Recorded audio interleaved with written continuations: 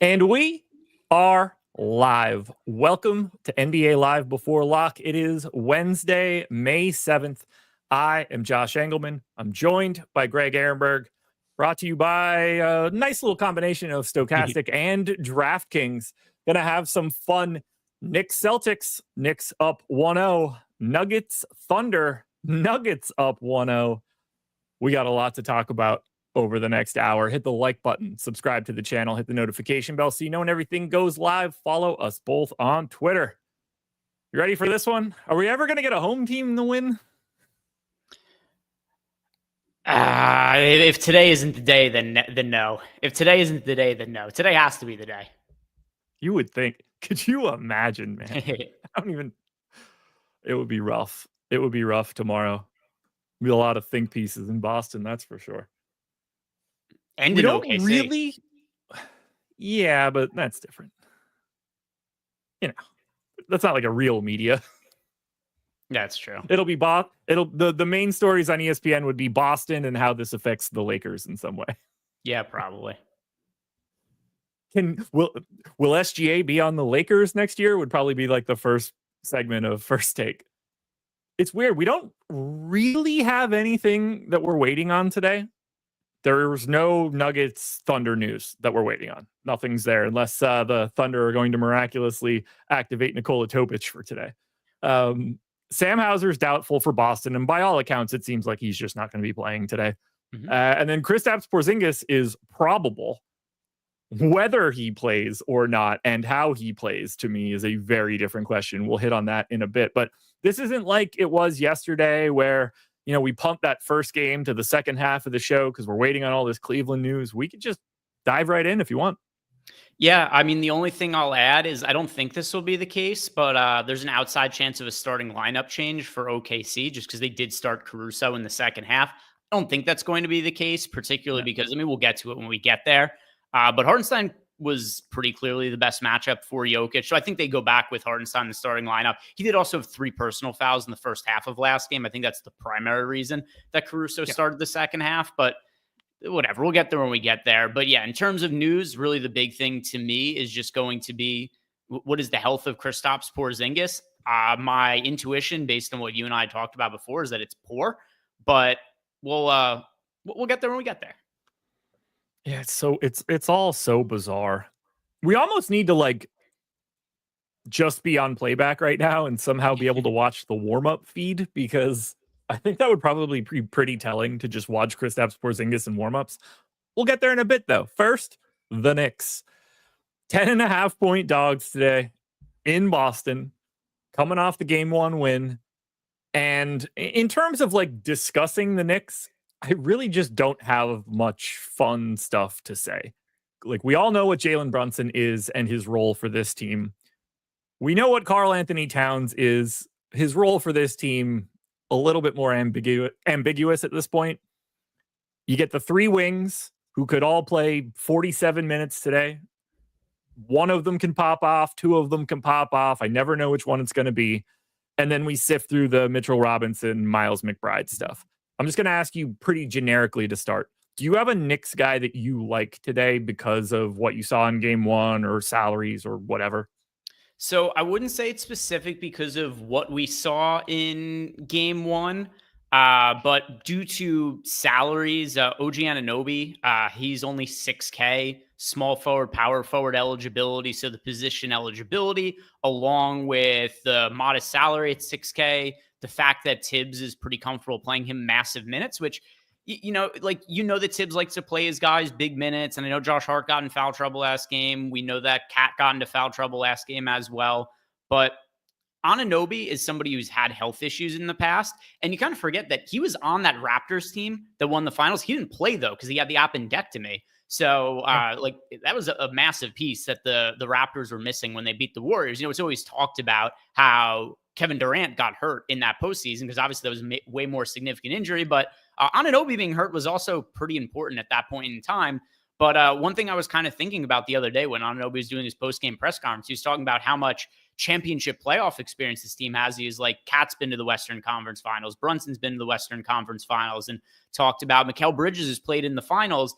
And I'm sitting there and I'm like, Anunoby hasn't had like high level playoff experience. I was like, I have to be missing something. And then I remembered what it was when it was the app and decked me that he was out. But anyway, I think that he's a little bit underpriced. And with some of the health issues he's had in the past, other coaches have been cautious to play in big minutes. Tibbs doesn't give a shit though. So we've seen really big minutes for OG Anunoby, and it's 6K in his positionality. I think he's the best option on the Knicks. I'm starting to think he's the second best player on the Knicks. Well, you're pretty anti-Cat. I think Cat is better than you think Cat is. I'm just very confused by him because if you want Cat, the goal is for him to be Cat. And if you're just going to play a center that's bad at rim protection and he's not going to be the offensive force you want him to be, what's the point? I think we're going to find out he's hurt after this playoffs is over in some way. Well, we know he's hurt. That's like not even up for debate. Like he has a fractured finger, and he's got the knee issue that's been lingering for a while. The knee. Yeah, I forgot about the knee. I knew the finger. To me, that wasn't it. But maybe it's the knee, and we're gonna find out that's worse than it seems. Because he's just a guy now.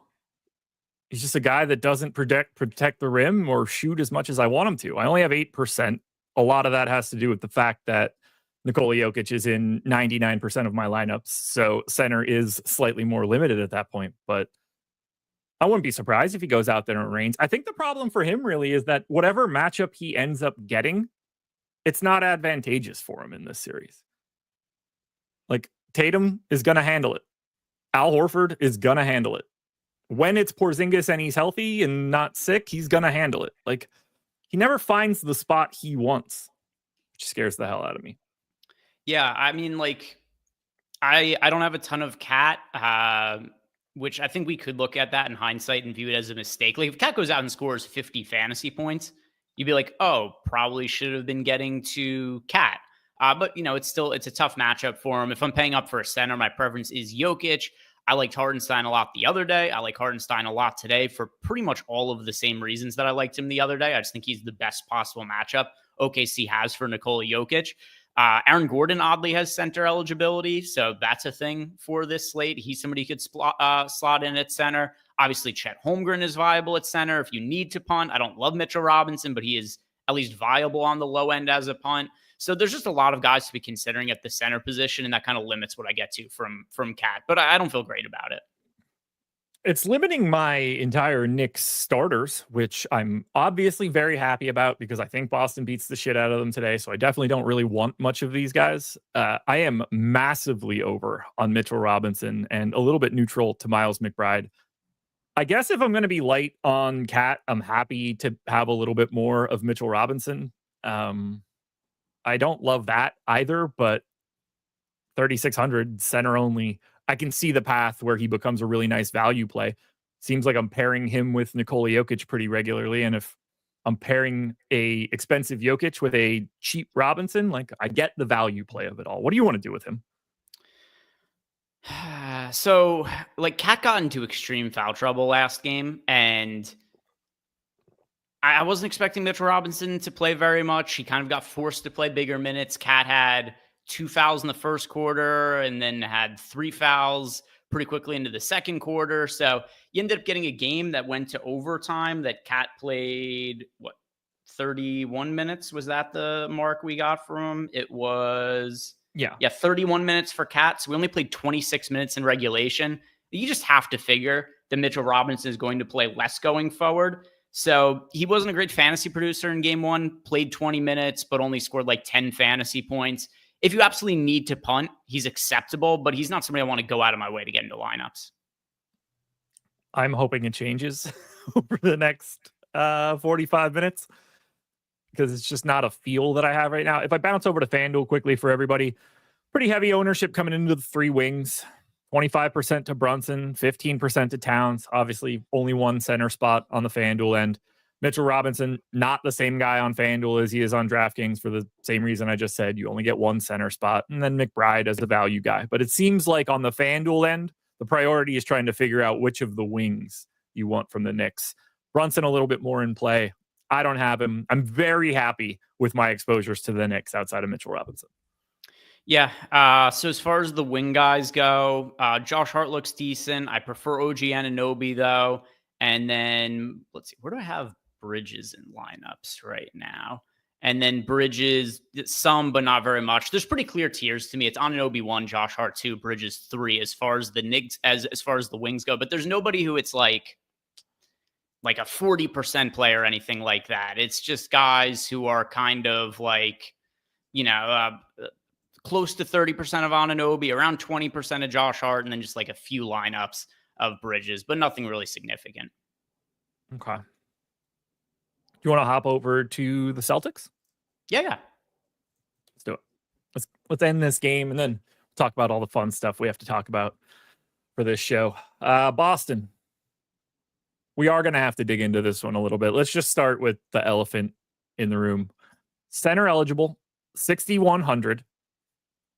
Currently projected for 18% ownership, 18% optimal. We have Kristaps Porzingis. Now, we talked about it before the show started. I'll let you dig into it a little bit more here. But this is a gentleman who had some player props this morning, and they don't look the same now. Yeah, so Kristaps Porzingis, well, let's talk about what happened last game, because there was no inclination that he was sick, and then all of a sudden he just leaves the game early. And not all that long ago, he had a weird, mysterious illness that was never really figured out what it was that was wrong with him. So the games he missed, Porzingis was out it was almost a month that he missed with a respiratory illness. And it wasn't that long ago either. It was March. I'm trying to load up his game log right here. 5th. Okay. Yeah. So Porzingis missed from February 27th until March 14th. So nearly a full month he missed with a respiratory illness, and they never found out what was wrong with him. They're just like, he doesn't feel well. We can't figure out what the issue is. Then all of a sudden he started to feel better, and they were like, all right, cool. You're feeling better. You're good to go play. But there's still a concern there that they never figured out what it was that was wrong with him. What happens last game? He ends up having a reoccurrence of that respiratory issue, which is kind of concerning. He had this thing that he missed nearly a month with. They never figured out what was wrong with him. He just starts feeling better one day, like, okay, I guess you're good to go. And then he starts feeling sick again last game, only plays 13 minutes. And if you go back to the previous game against Orlando, I know Boston won that game in a blowout, but he still only played 21 minutes in that game. The game before that against Orlando, which was a little bit more competitive, he only played 22 minutes in that game. I've got a lot of concerns about Kristaps Porzingis. As far as the betting market goes, I had noticed on NoVig earlier today, there was massive money coming in liquidity with people trying to bet unders on Kristaps Porzingis. So I tailed that. I was like, you know what? I know there's these concerns with health. I want to bet some unders on Kristaps Porzingis as well. So Kristaps Porzingis points prop was 16.5, and there was tens of thousands of dollars of liquidity with people trying to bet the unders. Now the line is all the way down to 14.5 and juiced heavily towards the under.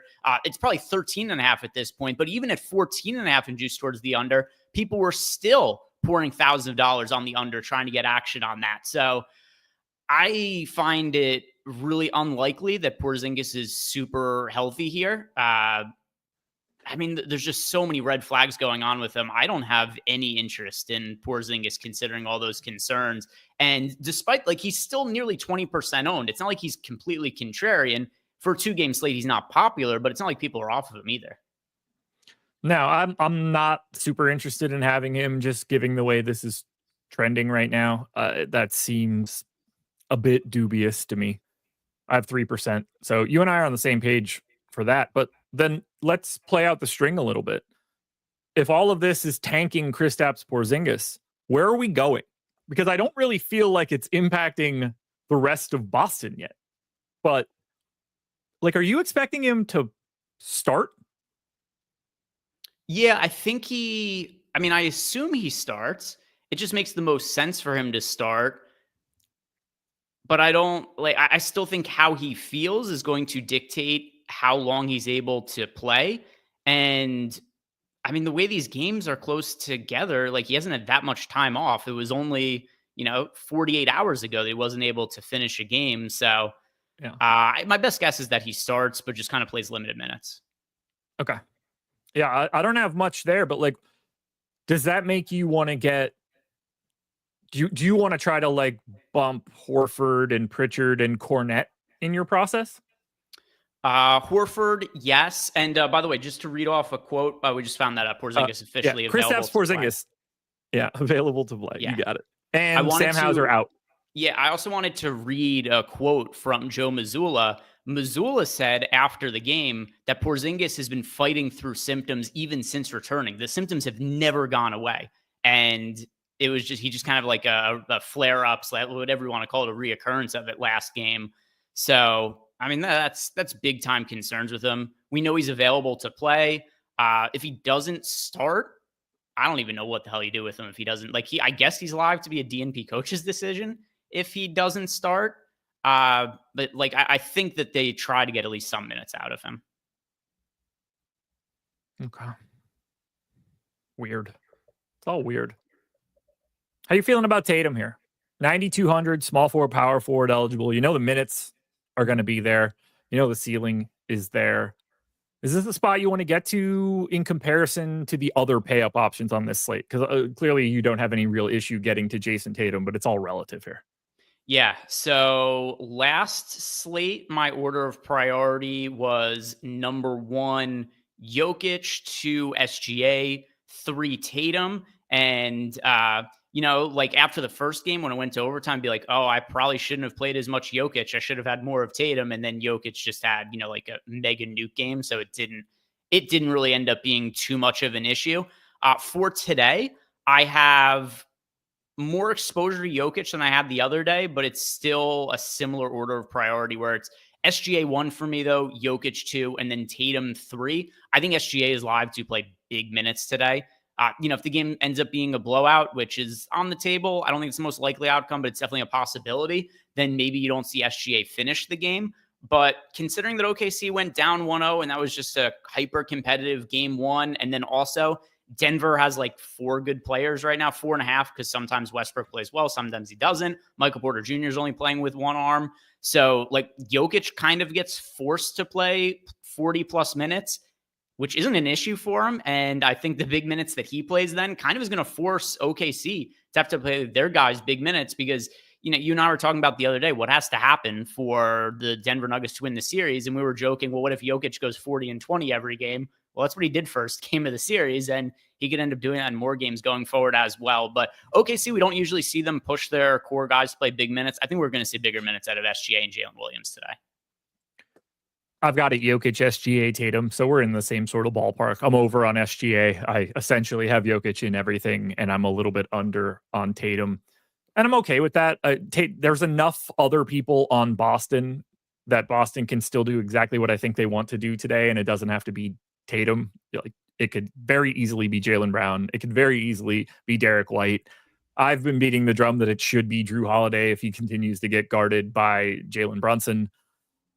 So right now I'm light Holiday, normal-ish White. I don't like how light I am on Jaylen Brown. I didn't like it in game 1, and then I look at it in the third quarter and he's 0 for 9 from 3, and I'm just like, whoa, great fade.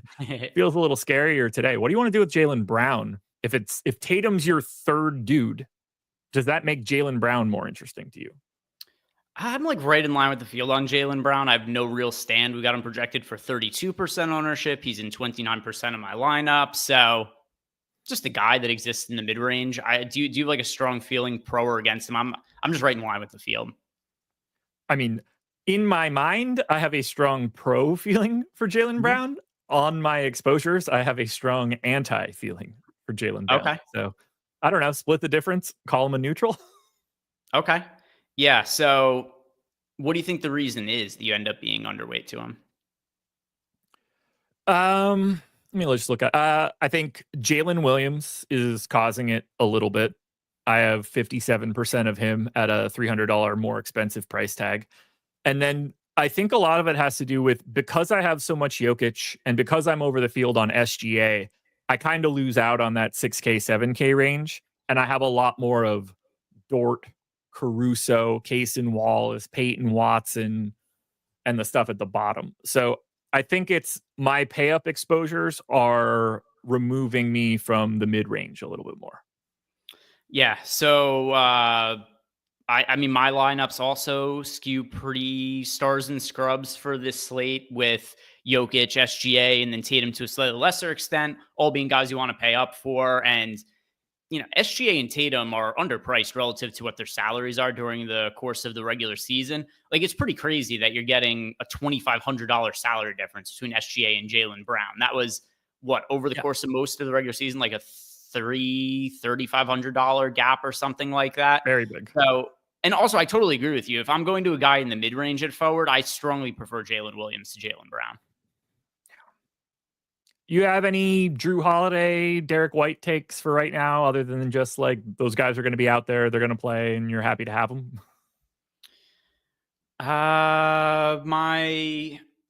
It's less of a Derek White, Drew Holiday take. I don't have a ton of exposure to either of them. I'm slightly underweight to the field on both, but I do expect going forward, kind of like what you and I talked about on Monday, especially if this game's competitive down the stretch. I think we do start to see Peyton Pritchard lose out some of his playing time with it being allocated to Derek White and Drew Holiday. But I don't even know if that's a take as much as that's kind of what they did last year, and it's what I expect them to do again this year. And Peyton Pritchard at $4,200. I know you didn't ask specifically about him. He's okay as a cheap option. I do think that should Drew Holiday get into foul trouble, or maybe Pritchard is shooting well off the bench and they give him some extended minutes, there aren't guards priced around him that have a higher ceiling than him. I just think his odds of hitting that ceiling are fairly low. I think Boston's going to try to prioritize having him out there for every single second that Jalen Brunson's not on the floor, which obviously isn't a big number. But when Peyton Pritchard is on for Boston, that gives the Knicks a spot that you are immediately picking on over and over again. So if he holds up, great. Can you offset it with offense? Is the rest of the team that's out there going to be fine? Then Pritchard's going to be able to hold up. But he's the only guy on Boston that creates an advantage for the Knicks when they're on offense. And that push-pull, I think, could be interesting. I'm happy to be right around the field here. Not a guy that I want a ton of. Not a guy I trust to not have either.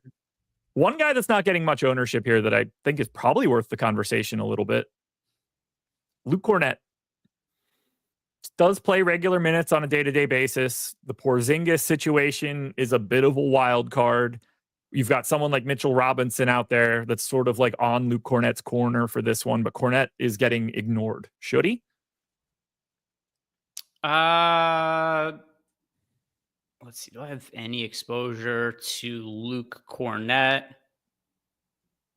I'm not getting to Luke Cornett. I do agree with you, though, that if we are going to assume there's a chance that Porzingis is going to play like 10 minutes or 15 minutes or something like that, Cornett is somebody who definitely stands to benefit. So does Al Horford, by the way. Al Horford is a more expensive version of that. It's hard to get to Horford just because he's $5K, but he does stand to gain if we see any kind of drop off in Porzingis' minutes. So relative to salary, Cornett is worth a flyer. Also, if the game was a blowout, Cornett's probably going to be playing in garbage time. So like, it's hard for me to say that he should be getting love on this slate because he's not really landing in my lineups. But like, I understand the case for him. Yeah, I think I'm in the same boat as you. I don't have any, but there's clearly a path to him getting a couple extra minutes here. Yeah. And like, the path is even weirder because it's just like, well, if Al Horford gets in foul trouble, that could just be enough for Luke Cornett. Although I do see this as a situation where if this really is tough for Porzingis, I think we're going to start seeing, it's harder now with no Sam Hauser, but I think we start to see Tatum at the 5. Maybe. It's a possibility.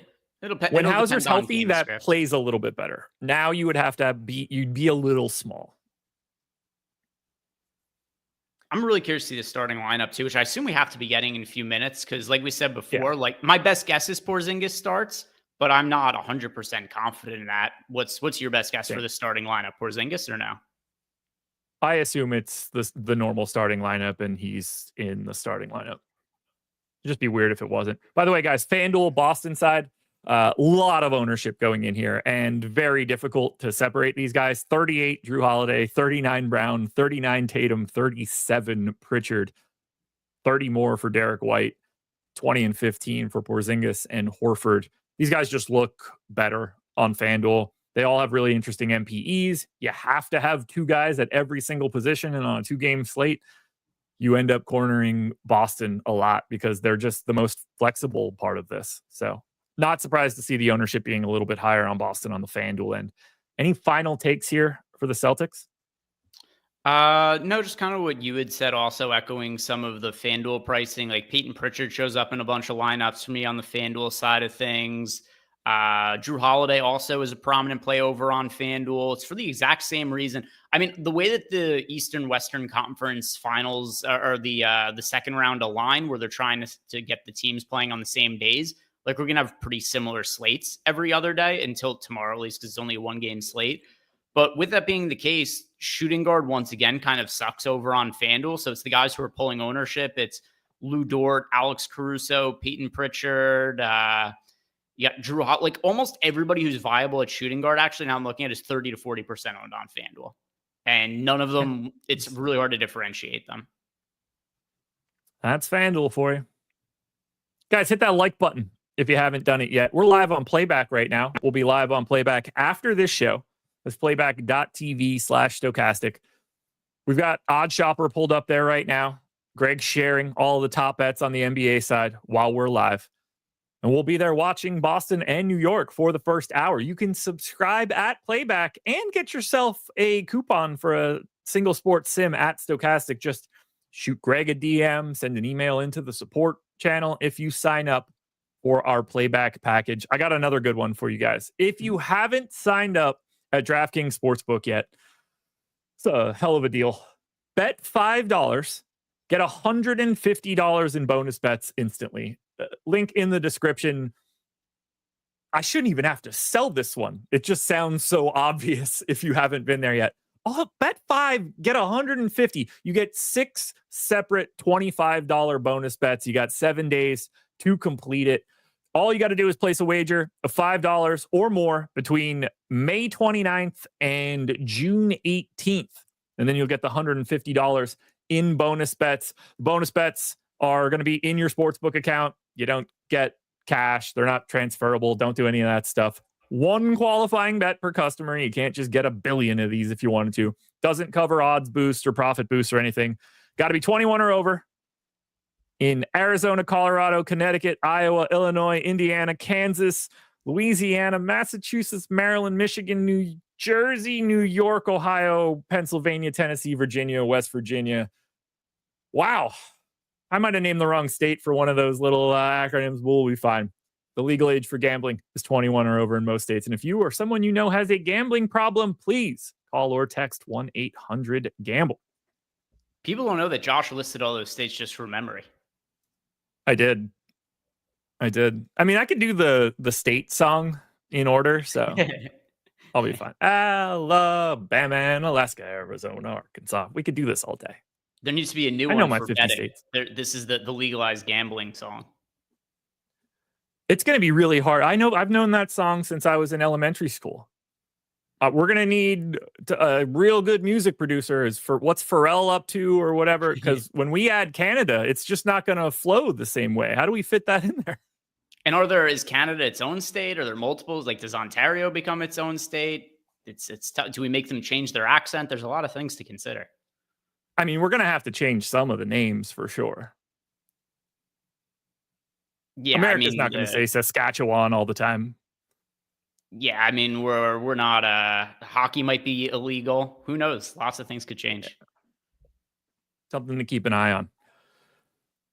The other thing we want to keep an eye on is the Denver Nuggets.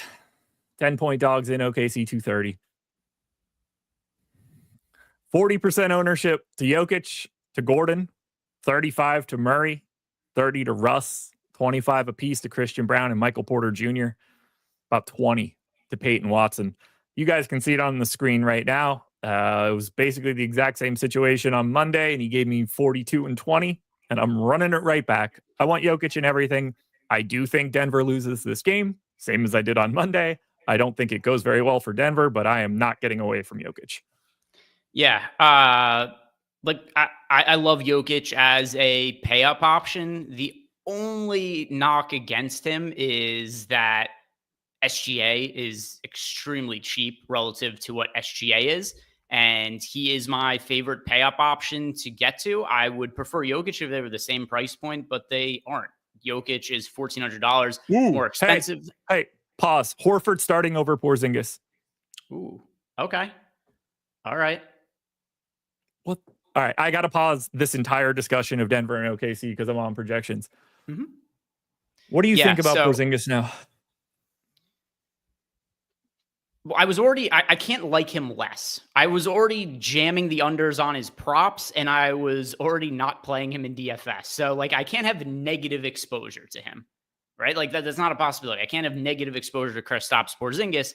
I still presume he plays, but what this is saying, he is a risk of being a DNP coach's decision. I don't think that's the most likely outcome, but I think it's a risk. I do advise you guys don't play him in DFS. But I think this is indication that they don't think he could play long stretches. Yeah. I think we're probably going to, my best guess is I think we probably get like 4 6-minute stints out of him. Something like that. I was going to say a smaller number, like 4 4s or 4 5s, but we're working in the same direction. Cool. I immediately opened it up and I'm looking at it and I had it at 26 minutes Horford, 26 minutes Porzingis prior to this. And I think that's naturally going to turn into like 30-22. Like first glance. Porzingis's props are not up on FanDuel right now. And I'm guessing Al Horford's aren't either. Correct. So that's going to need to settle. I am going to push 30 and 22 right now, though. Yeah, I think that's reasonable. Are you making any? What are you going to do with Kornet now? Then a couple extra minutes to him. Yeah, I guess they're going to have to go. He has to take on 1 or 2 more based on that news, right? I don't think he has to. Although, like, again, my fear is Tatum. My fear is Tatum at the 5 for that scenario. So I'm less. I think I'm less reactive here to Kornet. We can give him an extra half. Let me push this now, and then we could take a peek at it if we want to. Let's roll back into Denver, wherever you were. Apologies for cutting you off, but that one was was a biggie. Yeah, no, it definitely is, and obviously going to have to rerun lineups when you have everything updated here on the site. But yeah, just in general, my thought here is Horford for sure is the biggest gainer. He's the guy who looks the best coming out of this. He was kind of already priced for this role to an extent, though, when you consider that he's $5K over on DraftKings, and then on FanDuel, he's up to $5,400. So, like, I assume I'll get a little bit more of him, but he's not a priority play. I think that's the fairest way to say it. He looks better, but still, it's just like if he was in, 5% of lineups before, for maybe he's in like 10% of lineups. Okay. There's the starting lineup. Holiday, White, Brown, Tatum, and Horford, as we expected. Yep. And there's the Knicks starting lineup: Brunson, Bridges, Anunoby, Hart, Towns, obviously. How do you think that news is going to impact other situations for you? Because this is clearly going to improve Al Horford. Mm-hmm. In theory, that kind of takes a bite out of an Aaron Gordon type. I'm curious what the impact ends up being to like the trickle down effect of all of this. Well, there's another trickle-down effect also. Horford's a lower usage guy than Porzingis. So all of the other Boston starters, there's not one guy you would look at and say, oh, like Tatum, like you don't go all of a sudden all the usage goes to Tatum or anything like that. But Tatum, White, Holiday, and Brown, they all look slightly better as a result of this, just because you're plugging in a higher usage guy for a lower usage guy. Right. And a lesser rebounder. I pushed projections. I'm about to push ownership on this first run. And then I expect to probably do it again in like 5 more minutes if we see any reaction in the markets. Let's see if any of those props are back up. How are you feeling about Jamal Murray here? I don't know if you've said anything yet. I've been kind of bouncing around in my brain, but he's kind of the Brunson version for me. I have a little bit more of Murray than I had of Brunson, but this is another spot where I really just don't like the guards on the two underdogs today. Yeah, I've really not played very much of Jamal Murray in the postseason. I am getting to more of him today than I've gotten in any other game. And the reason is just due to the workload that he played in the last game of this series, where we ended up getting 44 minutes out of Jamal Murray. We got 42 and a half minutes out of Nikola Jokic. They kind of need that out of Jokic and Murray if they're going to be able to compete in this series. And we'll talk a little bit about the differential between how well the Denver starters played versus OKC starters and why it is that Denver needs to play those guys big minutes. So here's the plus minuses. Jamal Murray in his minutes, Jamal Murray played 44, a little bit over 44 minutes. Denver outscored OKC by 12 points with Jamal Murray on the court, which means in the 4 minutes he sat, they got outscored by 10 points. Yeah. Like they just can't really afford to have Jokic or Murray off the court against a team this talented. So that's kind of where I just am landing on more of Murray than I have at any other point. Like, I still don't think this is a great matchup for him. Like going up against Caruso and all the great defenders OKC has, it just doesn't matter as much if he's this likely to play over 40 minutes. No disagreement there. It's more of a matchup thing. Like, I know they can't take him off the floor. I think he is staring a lot of inefficiency in the face, but you can make up for inefficiency with volume if you don't have a choice. And that makes me happy-ish that I still have like 28% of him. I'm going to circle you now to the guy that I had the biggest stand on before. Where do you land on Peyton Watson? Because his stupid MPE and $3,100 price tag appears to be causing problems for me. Yeah. So the Denver bench was just as much as they have a bench, because they only played an 8-man rotation last game. And of that 8-man rotation, Watson played 14 minutes. Strother played 5 minutes off the bench. In the limited minutes those guys played, Denver got outscored by 10 points in the 5 minutes he played. In the 14 minutes Peyton Watson played, Denver got outscored by 22 points. The other guy who was really shitty when he was on the court was Michael Porter Jr., and that one was just, he's injured right now. Like, some days he feels better and he looks okay. Some days, like, he's unplayable and he can only move one of his arms. So you had Michael Porter Jr. played 24 minutes last game. And in those 24 minutes, he was minus 15. It's, like, plus minus is certainly not the end all be all, but I will say that those numbers kind of align with what you saw when you watched the game. When the Denver starters were on the court, they were kicking ass against OKC on Monday. When you took Jokic and Murray off the court, they just couldn't score at all. They weren't able to do anything on offense. So it's really hard for me to get behind Watson, just because I think he's probably more likely to play less minutes than more today, considering how poorly the bench played. And also, Michael Porter Jr. can only play, like, as bad as he has been in recent games, like, he can't play worse than he was. He's more likely to play more than 24 minutes than less than 24 minutes today. Do you think they're going to dip into Strother more or anything like that, like they did in game one? Or is this just focus on the 7 dudes and call it a day? I think it's mostly just condensed rotation and be like, hey, these are our guys. We are going to run them into the ground. Because this is the matchup. Like, this is the hardest matchup they could possibly have over the course of the entire postseason. It's funny. If they get past this round, they have such an easier matchup in the Western Conference. Like, by a mile, no matter who they play. It's a way easier match. Like, they could feasibly play the Golden State Warriors without Steph Curry in the next round. Like, that's a possibility of what Denver's matchup is in the next round. It's like you sell out to win this one and just do absolutely everything you can. Looking at the props here on some of these Boston guys right now, just to make sure that we're good. But I'm feeling pretty happy with where we have everything. Porzingis points prop on FanDuel right now, 12.5 juice to the under. It's not really coming up anywhere else. His rebound prop seems to be like in that low 6.5, 6 point ish range. So right now, I just push projections. I'm happy with them. I'm going to push ownership right now for the final time. I think I like where we're at. Yeah, I'm about to put some of that data into my sheet, and then I will also run Sims when the ownership's updated. All right, I am pushing ownership. My final update, unless we see anything weird. I just ran it right now, so it should be done in about a minute. Cool.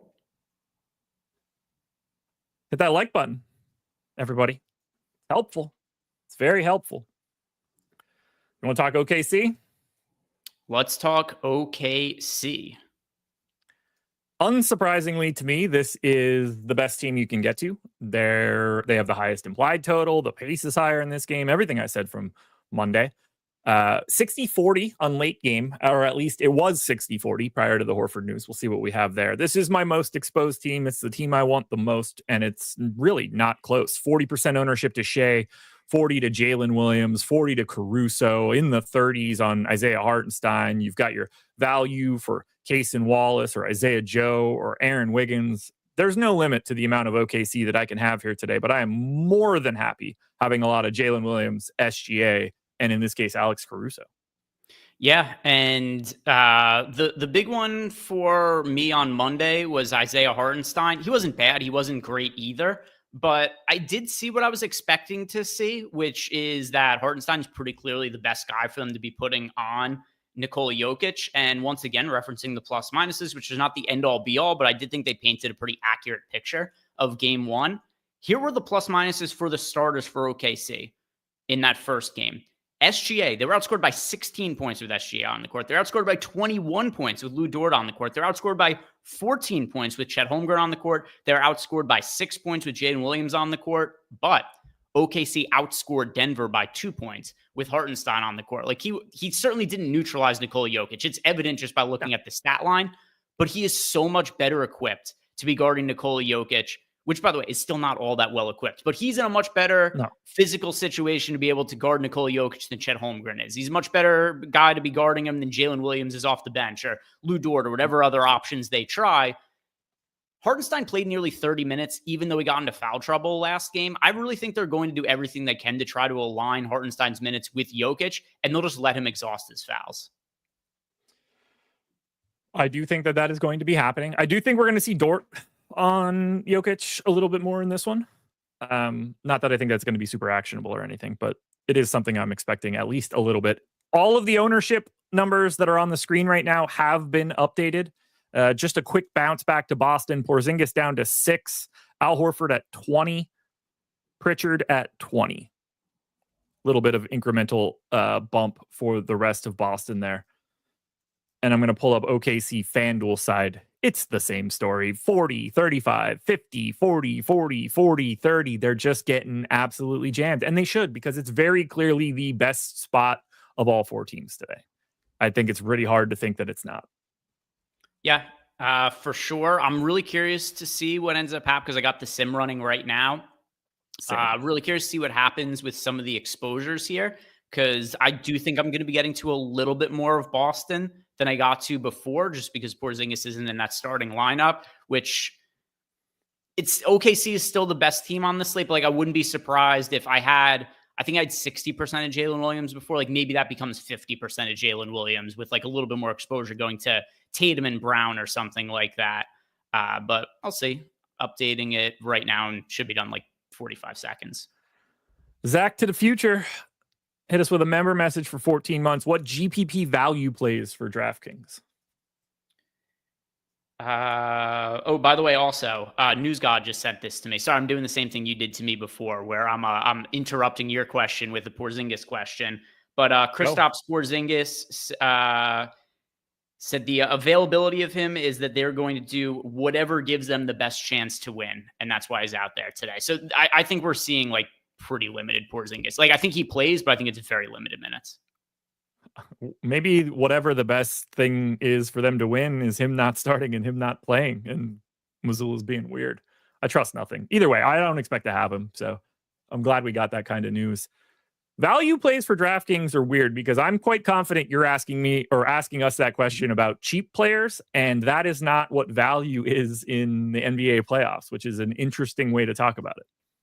Well, kind of. I mean, we do have Alex Caruso on the slate. We do have Hartenstein on the slate. We do have Russell Westbrook to talk about a little bit as well. We've got Lou Dort. Like, there aren't guys where the min price that I love is value options, but I do think the guys I just mentioned look pretty good. In particular, Alex Caruso.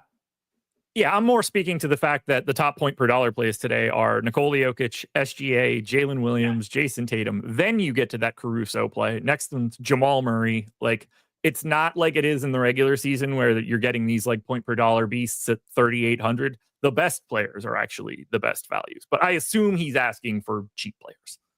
Yeah. And then also kind of related to this, because Ryan's in chat, our pal Rinpack, who's saying, what do we make of Caruso starting the second half over Hartenstein last game? I think it's just because Hartenstein had 3 fouls in the first half. I think So that did if Chet, Hartenstein... by the way. Oh, sorry, what's that? So did Chet. And I think that even more helps it. Like, you just don't put them both out there. You know that all of them are just going to play as much as they can anyway. So you're just kind of like adjusting a little bit. I don't read into it really. Hartenstein's going to get in foul trouble a lot this series, but there's going to be a game where he avoids foul trouble and plays like 35, 36 minutes. Yep.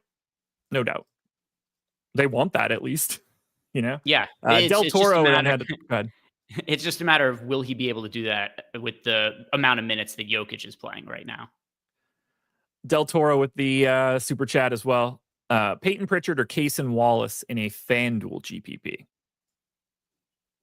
All right. He asked us Peyton Pritchard or Cason Wallace. That's Pritchard. Yeah. Pritchard. Agreed.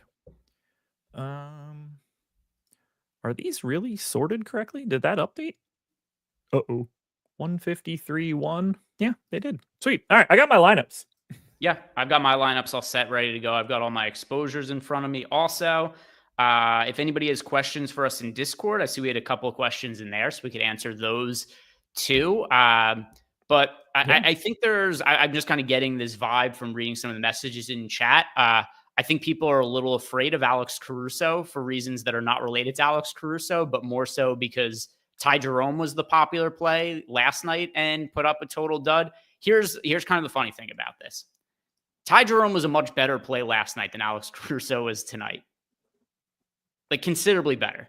Yeah. But on paper, yeah, 100%. Caruso. Like, Caruso, there aren't really comparable cheap guys to be playing on the slate. And, you know, we talked a lot over the course of the regular season about that swap. The OKC traded Josh Giddey, got back Alex Caruso. Josh Giddey's the better regular season player. Alex Caruso is the better postseason player. The entire reason that OKC traded for Alex Caruso was for this part in the season. Yep. It's the entire reason. They already knew they were going to be a high-seeded team going into the playoffs. They knew they were going to be contending for a title. Alex Caruso was a piece that they needed. Josh Giddey wasn't. Josh Giddey was playing like 10 minutes per game in the postseason last year. So they turned him into something that had more utility for this particular team in the postseason. Alex Caruso is not going to do what he did again last game. He's a better option than the other guys who are priced around him, though. Yep. Completely agree. It's all, I mean, I'm obviously a Caruso stan and have been beating this drum forever. Like, he's just going to play more and more and more as we continue to go here because he fits in every lineup and he does all the things you need. He's incredible. SMP makes a good point. Caruso might actually be the better regular season player too, but he's not going to be utilized to be the better regular season player. Yeah, because they're going to play him 20 minutes because they don't want to do that. If you played Caruso the 37 minutes with high usage, he would just die in the regular season. Like, he can't be your number one guy. Giddey could do that for a team that's going to win you like mid-30s games or something like that. Fucking Giddey. I guess I should upload my lineups. Oh, I know what we have to do before you do that, because everybody's just going to want it.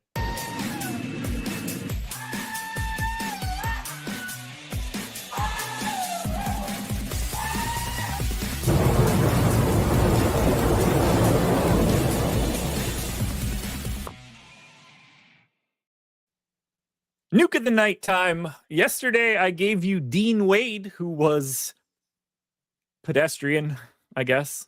Today, yeah, I mean, 21 fantasy points, decent enough value. A couple of the other 3K guys beat him, so it ended up being a little less interesting, but he was fine. Today, going to look a little bit different. Greg, who nukes? I'm kind of inclined to just give the same exact answer I did on Monday, which is Hartenstein. I just think this series, he's slightly more popular today than he was the other day. I think he was like 25% owned on Monday. Now he's 34% owned. But I think he's live to play mid-30s minutes. He's a really good fantasy producer. And not that much has changed for me. Like, what I was expecting to happen Monday more or less ended up happening. He just was like fine. Didn't like kill the slate or anything like that. For me, I'm going right back to Isaiah Hartenstein today. He is, as of now, my most roster player on the slate. My most exposed player is Jokic. He's in 99.3% of my lineups right now. That is not going to be my nuke, but that does kind of limit my nukes because it's hard to get so far over anybody else if you've already removed a roster spot. I might not have one. My next three biggest stands are only my biggest stands because I have 100% of Jokic. It's Peyton Watson, Cason Wallace, and Mitchell Robinson. Three names I don't want to say out loud in any way. So I am going to go with my nuke of the night to my fifth guy over the field. Give me Jalen Williams. 7,400. He's in 57% of my stuff. That's my second most exposed player on today's slate. OKC wins big. I also have 57% of Jalen Williams, by the way. I had 60% before, and just like I thought this was going to happen. I have a little bit more of Jaylen Brown that I had before with Porzingis no longer starting. Like I did have a little bit more exposure allocated to the Boston guys. But I like Jalen Williams a whole bunch as well. As far as mid-range guys go, like if we're talking about like the 6 through 7K guys, he's the one I like the most by a mile. By the way, it's still 60% ownership to Denver OKC, 40 to the Knicks in Boston. I have it at a significantly bigger gap. Okay. All right. Yeah, I have like 70 to the late game. Let's see. So if I go through my most rostered players, Hartenstein, Caruso, Jalen Williams, Westbrook, Gordon, Jokic, and SGA, Dort. Yeah, my most rostered player now from the Boston Knicks game is Jason Tatum, and he's my 1, 2, 3, 4, 5, 6, 7, 8. He's my 9th most rostered player. My 8 most rostered players are all from OKC Denver. Yeah, I'm 75-25 to the late game right now. Yeah, I don't have an winning easy $0 at the end of the first one. I don't have an easy way to figure out my exposures to both games, but I'm way heavier on the later game. Way heavier. What else we have to add here? We have any more Discord questions? Yeah, so some Discord questions. Krebsy wants to know, does OG typically play in blowouts? No, he doesn't, but teams are less likely to give up in the playoffs. But like if the Knicks are down, I mean, I don't even know what Tibbs considers a blowout. Let's say the Knicks are down 1 billion points at the end of the game. It's OG Anunoby not on the court. Don't be soy says, what's the deal with Porzingis? Does he have COVID or something? It's not COVID. He's dealing with some sort of respiratory illness. He's been dealing with it for nearly 2 months now, and they can't seem to really figure it out. So it's kind of a scary situation. I'm sure he feels uncomfortable with not knowing what's wrong with him. But I don't know what happens with Porzingis going forward, but I assume limited minutes today. And then Sotek says, already checked the player compare tool, but want another opinion. Dort or Pritchard for last man in on FanDuel. I prefer Dort to Pritchard. But Agreed. We had one Pritchard versus Cason Wallace before. I prefer Pritchard to Cason Wallace. Same. It's SARS. Yeah. It's avian flu. So I was trying to think of a fun, like unicorn type pun, but I couldn't get anything. You got to go with the other. You got to go with whatever the threats are. Swine flu. Yeah, I was trying to think if I could make up some sort of like unicorn related disease, like swine flu, but for unicorns. But it's tough because they don't exist because unicorns aren't real. No, don't tell chat that. To be fair, this is a group of people that probably believe in Santa. All right, I'm going to ask you this first question, and I know what the answer is, so I'm going to have a follow-up. I'm guessing you assume Boston and OKC win today. Correct. Who covers?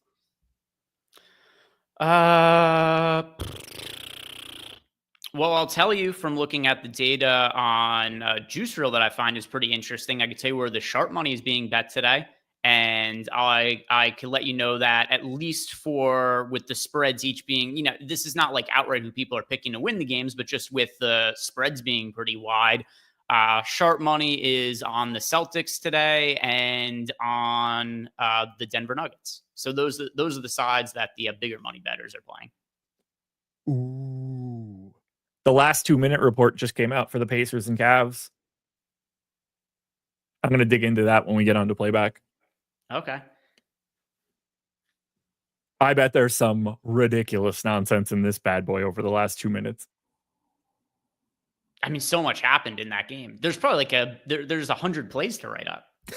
Here we go. 48 seconds left. Violation. Double lane. Multiple players enter the lane and cross the 3-point line before the ball is released for the free throw. The basket should have been nullified and the jump ball held at midcourt. How do you get that wrong in the moment? These 2-minute reports are no good, in my opinion. It just makes people outraged about the refs and the results of the games. It's no different on the soccer side when the VAR report comes out the next day and everybody blows a gasket. Yeah. Yeah. I'm really excited to look through this. That's going to be good. There's a lot of incorrect non-calls in this bad boy. Like 5 or 6 of them in 2 minutes. I think I told you this before the show started. I parlayed Celtics to cover and the Nuggets to cover. Celtics to cover and Oklahoma City to cover. I think the world sets itself right today, and the 2 best teams on the planet do the 2 best teams on the planet stuff, and we look at like 2 pretty sizable wins. Could definitely be the case. I mean, you know, they're both favored by double digits, so they're clearly the teams that are most likely to win. We talked about it a little bit yesterday. I think that the chance of Denver or New York upsetting Boston or OKC for the series, I think it has a better chance than what I gave it credit for on Monday. But I still think the most likely outcome is Boston and OKC win in advance. All right, everybody. Hit that like button on your way out the door. Greg and I are on our way to playback. Lock is right now, which means we are heading to playback.tv/Stokastic to go watch this Knicks and Celtics game. If you're not there yet, go there now. Link is in chat. Anything else, Greg? No, just like the video, subscribe to the YouTube channel. Like Josh said, join us on playback. And if you guys do choose to get a Stokastic playback subscription, you can message me on Twitter or send an email to support, and we'll hit you up with a code to get 50% off any single sport DFS package. So good way to watch the games throughout the postseason. Get yourself also a little bit of a discount on a Stokastic package. There we go, everybody. Knicks, Celtics. Let's do this on playback.